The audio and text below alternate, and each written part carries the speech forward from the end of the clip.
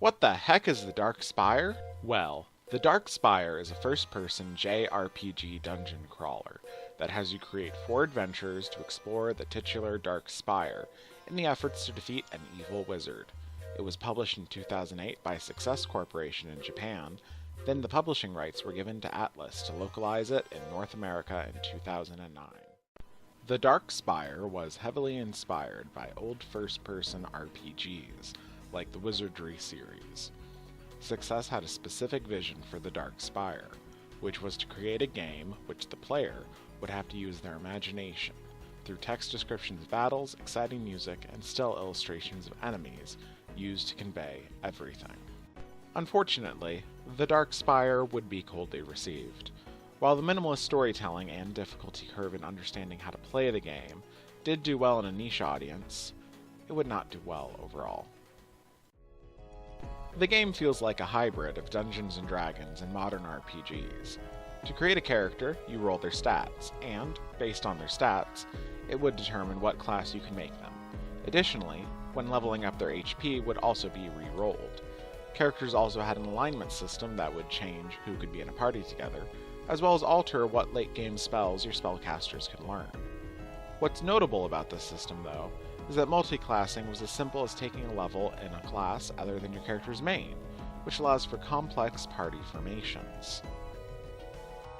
In addition to this character creation system, the equipment you can give your characters do not have any visible stats associated with them, leaving the player equipping blind. While this does add to the role-playing element, and is intriguing to choose equipment based solely off of a description, and not based off its stats, it can make for confusing gameplay.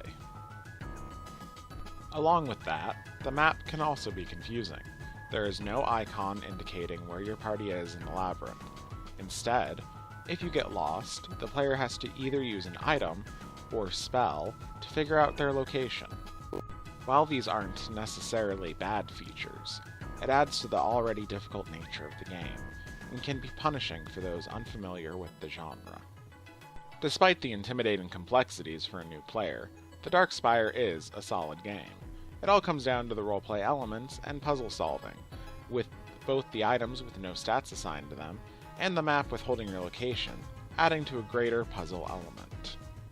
Another notable feature is that at any time, the player can toggle an option in the menu, changing the game from Modern mode to Classic mode, which changes the labyrinth of the Dark Spire into a classic wireframe, in homage to the first-person RPGs that came before it. The only area where the game is truly working against itself is during combat. In combat, you'll often find yourself fighting anywhere between 1 and 18 enemies, and fights will quickly devolve to just pressing the A button as quickly as possible to get through the fight. Overall, while a difficult game, it's very rewarding to make progress on it. The visuals are beautiful, there's a great deal of humor, at least in the North American localization there is, and the wireframe is a clever homage to the spiritual ancestors of this game. If you're a fan of RPGs or Dungeons & Dragons, you'll most likely enjoy this unique game.